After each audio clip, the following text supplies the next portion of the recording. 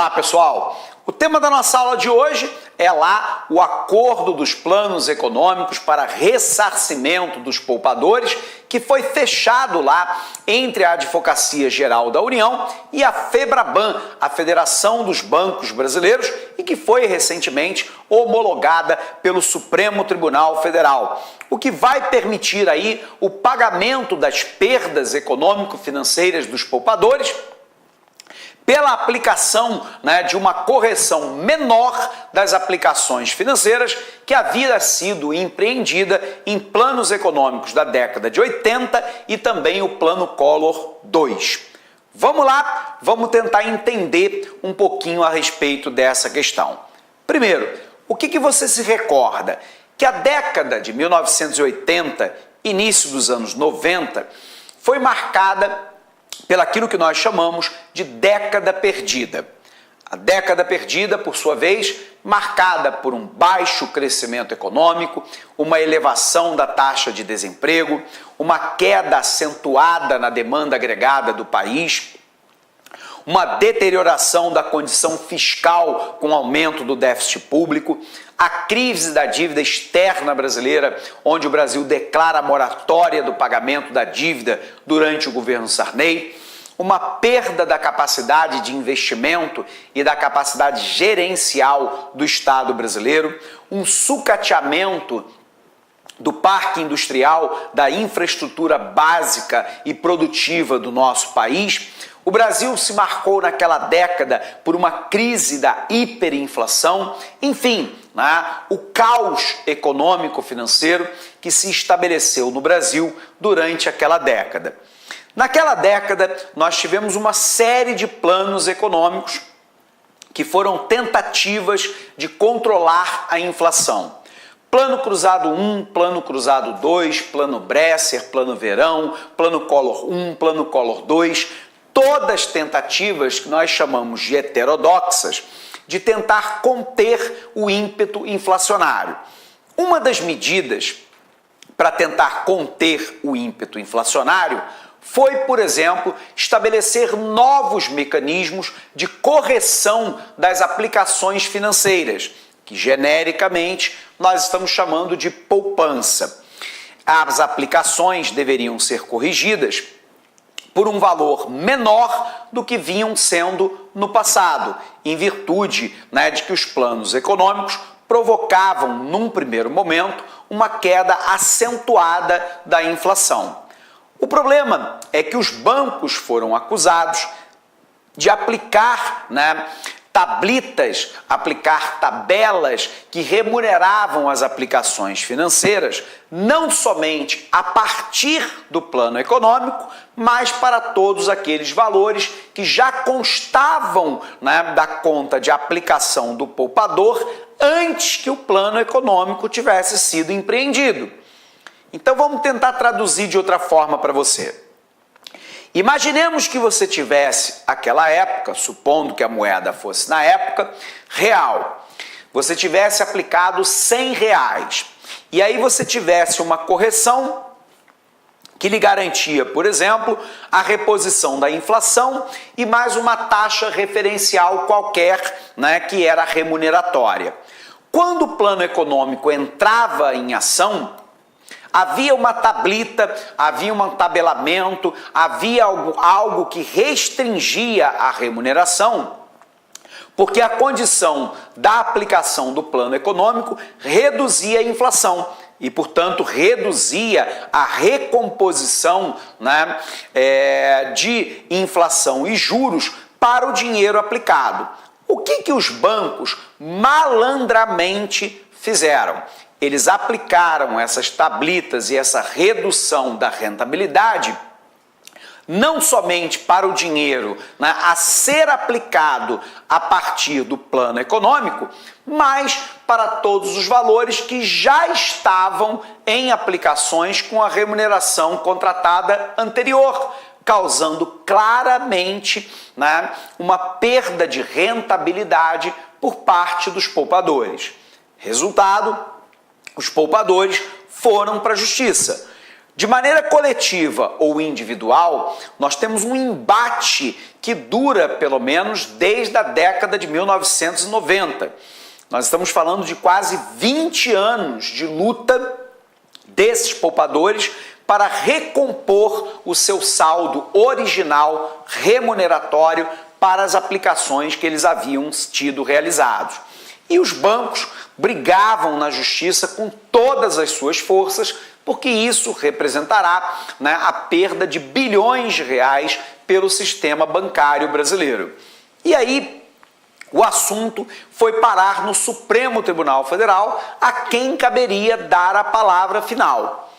Antes que essa palavra final, né, fosse dada, o que poderia representar uma perda ainda maior para o setor bancário, poderia representar uma vitória maior para os poupadores, porém, né, nesse intervalo de tempo, a Advocacia Geral da União tentou costurar um acordo com a Federação dos Bancos Brasileiros, a FEBRABAN, para pagar, né, com desconto, né, todos aqueles que tinham investimentos e que entraram com ações individuais ou coletivas contra os bancos.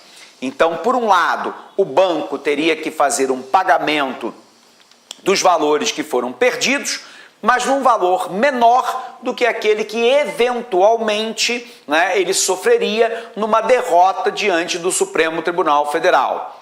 Por um outro lado, para o poupador, seria uma solução mais rápida do que esperar um julgamento na Suprema Corte do país que não tem data para acontecer, que pode eventualmente representar um ganho maior, mas que por não ter uma data para acontecer, não há nenhuma certeza de que isso acontecerá no curto e médio prazo. E aí fecha-se então o acordo entre aqueles que eventualmente, né, entraram na justiça de maneira individual e coletiva, a FEBRABAN e o próprio governo brasileiro, que foi homologada pelo Supremo Tribunal Federal. A partir de agora, abrirá-se lá um período em que aqueles que têm ações coletivas individuais devem aderir ao programa. Aqueles que aderirem ao programa têm um cronograma de desembolso dos bancos. Para quem tem valores a receber, por exemplo, de até R$5.000, receberão quase que imediatamente. Aqueles que têm valores superiores a isso, vai entrar numa tabela, mas o pagamento total não deve ultrapassar 24 meses. De maneira que em 2 anos eu teria todas as perdas, né, sendo recompostas por aqueles que aderirem diante do próprio sistema bancário. É um mecanismo em que aqueles que entraram com as ações perdem um pouco, mas ganham agilidade na solução do seu problema. O banco paga menos do que deveria, mas paga, obviamente, no momento atual e não no momento perspectivo futuro. E, portanto, o Brasil vai virando mais uma página de planos econômicos fracassados na década de 80 e início da década de 90, né, que deixou aí uma perda considerável para os investidores brasileiros. Ok? Vamos botar no quadro. Então, nós temos aqui os acordos de planos econômicos. Esses planos econômicos, né, envolvem planos econômicos que foram praticados durante o governo Sarney,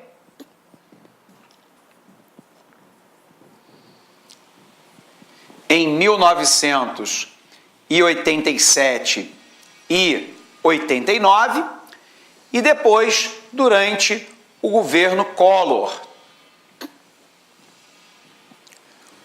Mais especificamente no plano Collor 2. Lembrando que o Collor 1, o plano já foi a julgamento pelo Superior Tribunal de Justiça, que não deu ganho de causa aos poupadores e que, portanto, está fora dessa negociação. Nessa negociação, né, os bancos são acusados de quê? Os bancos são acusados de aplicar redução de rendimentos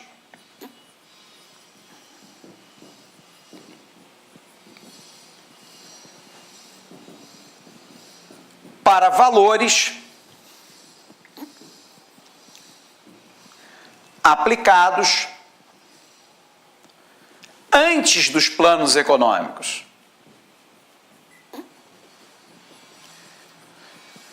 Representando severa perda para os poupadores. Então, o grande questionamento é como é que o banco aplica uma redução de rentabilidade, né, de um ativo financeiro, cuja validade só seria aplicável do plano econômico em diante, e não, né, para valores anterior ao plano econômico. Né? Não faz o menor cabimento, mas os bancos brasileiros fizeram.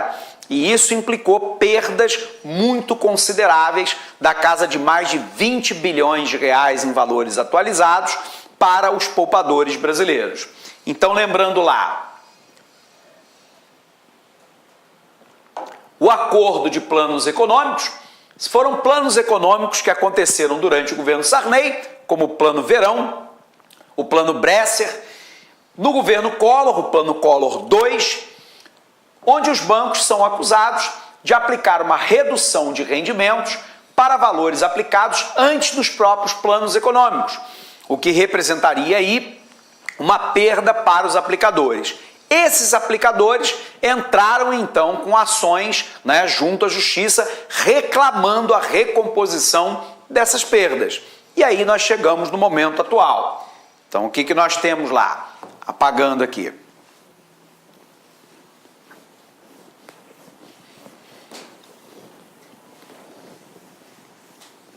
Nós temos então que os poupadores,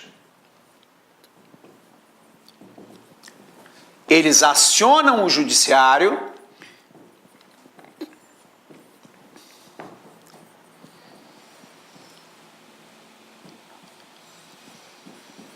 e hoje essas ações estão próximas de julgamento no STF. E aí a Advocacia Geral da União, a AGU, e a FEBRABAN, a Federação dos Bancos Brasileiros, fecham uma proposta de acordo. O acordo é basicamente, né, onde os poupadores abrem mão das ações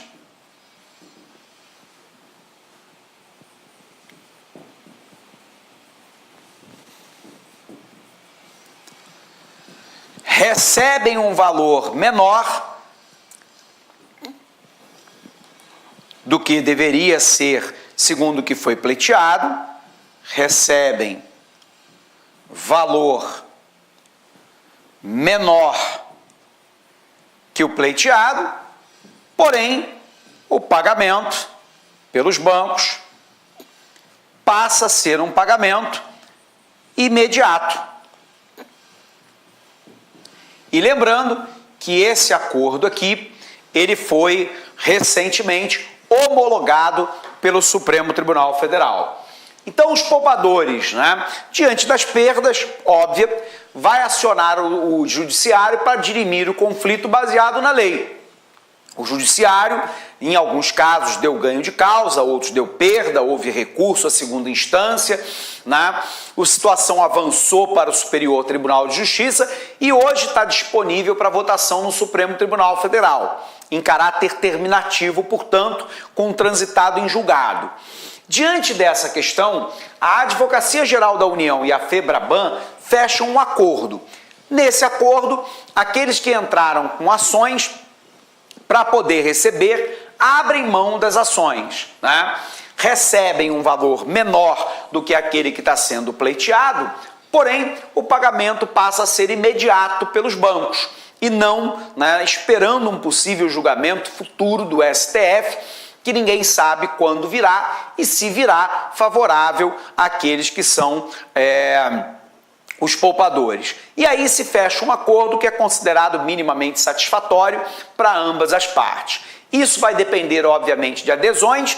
Existem pessoas que não vão aderir ao acordo e que vão seguir com a ação judicial, aguardando o Supremo Tribunal Federal. Esse parecer do Supremo poderá ser mais favorável ou menos favorável, não sabemos, mas com isso o Brasil fecha, né, mais uma etapa desses planos econômicos, né, heterodoxos, muitos deles completamente incompetentes, como o Plano Collor II, para equacionar um problema grave da década de 80, que foi a inflação. Beleza? Então vamos apagar aqui, vamos revisar isso que a gente está falando para você.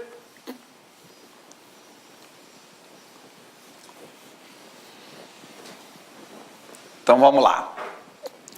O que a gente tem, pessoal? O acordo de planos econômicos, né?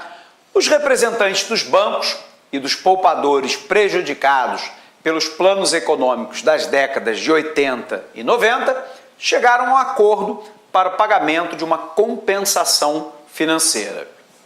A negociação foi conduzida lá pela Advocacia Geral da União e pelo Banco Central, em conjunto com o Instituto Brasileiro de Defesa do Consumidor e a Frente Brasileira de Poupadores, FREBRAPO, e ainda a Federação Brasileira de Bancos, a famosa FEBRABAN. A AGU media as negociações que se estenderam ao longo de 13 meses para extinguir as ações na Justiça que correm há mais de 20 anos. Quem poderá aderir a esse acordo? Os donos de conta poupança, que tiveram prejuízos provocados pelo Plano Bresser, pelo Plano Verão e pelo Plano Collor II. O acordo valerá para quem entrou na Justiça por meio de ação individual ou coletiva. No caso de ações coletivas, o acordo vale para os poupadores que acionaram a Justiça até 31 de dezembro de 2016, dentro do prazo prescricional de 5 anos. No caso das ações individuais, vale para aquelas ajuizadas dentro do prazo de prescrição, 20 anos, da edição de cada plano. Por que o Plano Collor não entrou no acordo? Porque já havia uma decisão do Superior Tribunal de Justiça que não dava direito à indenização aos poupadores para esse plano. Quais os termos desse acordo? Para poupadores que tiverem direito a receber até R$5.000, o pagamento será à vista. Para o poupador que tiver entre 5 e 10 mil, o pagamento será parcelado em 3 vezes. A primeira parcela à vista e as 2 outras semestrais. Para o poupador que tiver direito a receber mais de 10 mil, o pagamento será em 5 vezes. A primeira à vista e as outras, 4 de maneira semestrais.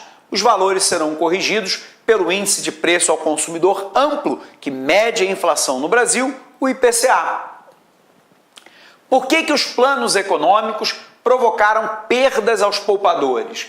Naquele período, o governo, na tentativa de combater a hiperinflação, lançava plano econômico que alterava o cálculo de correção monetária dos saldos da poupança, Bresser, Verão, Collor e Collor II. Os bancos, no entanto, foram acusados de aplicar as novas taxas de correção para depósitos feitos antes dos planos econômicos entrarem em vigor, fazendo com que os poupadores perdessem a correção da inflação nesse período. E aí, causando uma grave crise, por parte dos poupadores que tiveram perdas sensíveis nas suas aplicações. O que se faz hoje é aplicar a justiça. Ok? Abraço imenso para você, bons estudos e até a nossa próxima aula. Até lá! Olá, meus amigos, minhas amigas, sou o professor Luiz Antônio Carvalho, estou aqui para fazer um convite muito especial para você que quer ser policial, que quer policial militar do estado do Pará, cargo de soldado. Este concurso PM Pará 2019 está confirmado, acredito eu, para o primeiro semestre de 2019, então é hora de você estudar com planejamento, com foco, com antecedência, porque essas são as dimensões necessárias para que você seja bem-sucedido em um concurso concurso público, venha fazer conosco o nosso pré-edital. Esse curso pré-edital é um curso diferenciado, é um curso que nós temos aqui 180 dias de prazo de acesso. Por quê, professor? Porque nós esperamos que esse concurso venha a ser publicado de tal ainda no primeiro semestre. Se tiver com prazo de acesso, você vai receber a atualização do seu curso da PM Pará a custo zero. A custo zero. Pode ter certeza disso, tá? Você pode ter certeza disso, tudo bem? Então tá aí para vocês aí, essa informação aqui para vocês aí. O curso custa apenas 10 parcelas de R$25. Nossos professores aqui não temos professores medianos, são todos professores top de linha. Nós fizemos uma campanha dessa em 2016 muito bem sucedida. Sabe por quê? Porque é o único curso que tem essa ferramenta pedagógica chamada de Personal Coach, que é o estudo em regime de metas. A partir do dia 24, você pode vir no site, pode se matricular, pode hoje, aliás, já tem lá a primeira semana já antecipada. Você pode o quê? Vai estudar em regime de metas, né? Ah, professor, passou do dia 24, perdi aula. Não perde aula, porque todas as aulas são gravadas, editadas e ficam à sua disposição. Bacana, pessoal. Eu espero vocês aqui na Lá Concursos. Um forte abraço, fique com Deus. Tchau, tchau.